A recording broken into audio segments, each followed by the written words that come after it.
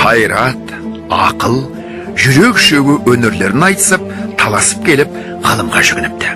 Қайрат айтыпты: «Ей ғылым, өзің білесің ғой, дүниеде еш нәрсе менсіз кәмілетке жетпейтұғынын.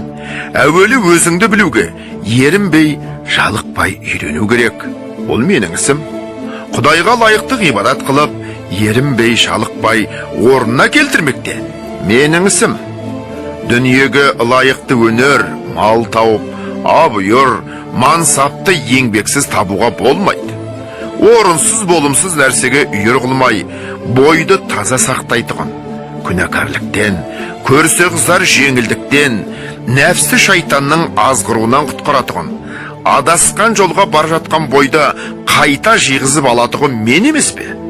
Осы екеуі маған қалай таласады депті.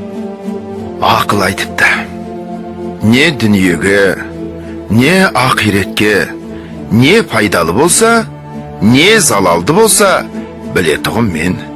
Сенің сөзіңді ұғатұғым мен.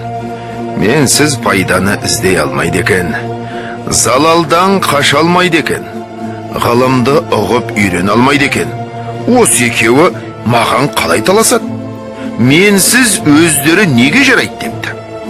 Сонан соң жүрек айтыпты: мен адамның денесінің патшасымын. Қан менен тарайды, жан менде мекен қылады. Менсіз тіршілік жоқ. Жұмсақ төсекте, жылы үйде тамақ жоқ жатқан кісіге, төсексіз кедейдің, тоңып жүрген киімсіздің, тамақсыз аштың күй жайы қандай болып жатыр екен деп ойлатып, жанын ашытып, ұйқысын ашылтып, төсегінде дөңбекшітетұғым мен. Үлкеннен ұят сақтап, кішіге рақым қылдыратын да мен. Бірақ мені таза сақтай алмайды, ақырында қор болады. Мен таза болсам, адам баласын алаламайым. Жақсылыққа елжіреп, еритұғын мен. Жаманшылықтан жиреніп, тулап кететұғын мен. Әділет, нысап, ұят, рақым, мейірбаншылық дейтұғын нәрселердің бәрі де менен шығады. Менсіз олардың көрген күні не?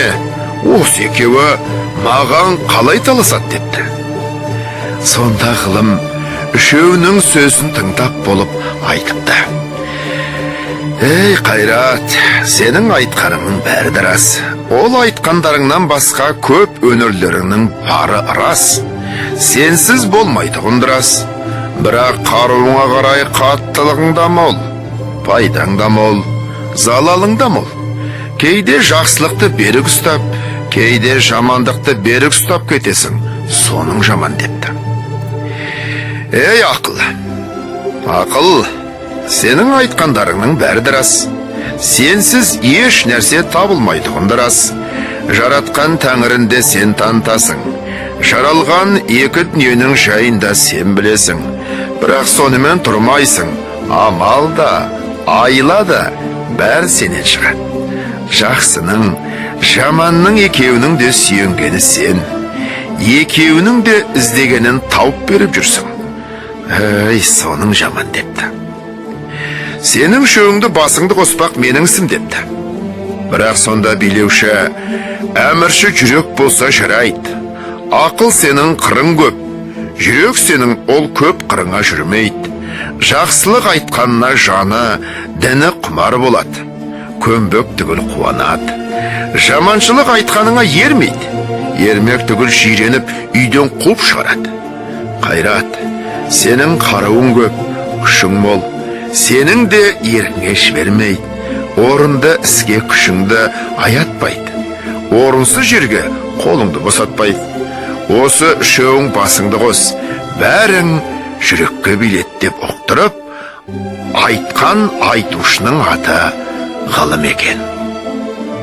Осы үшеуінің бір кісі де менің айтқанымдай табылсаңдар, табанның топырағы көзге сүртерлік қасиетті адам сол.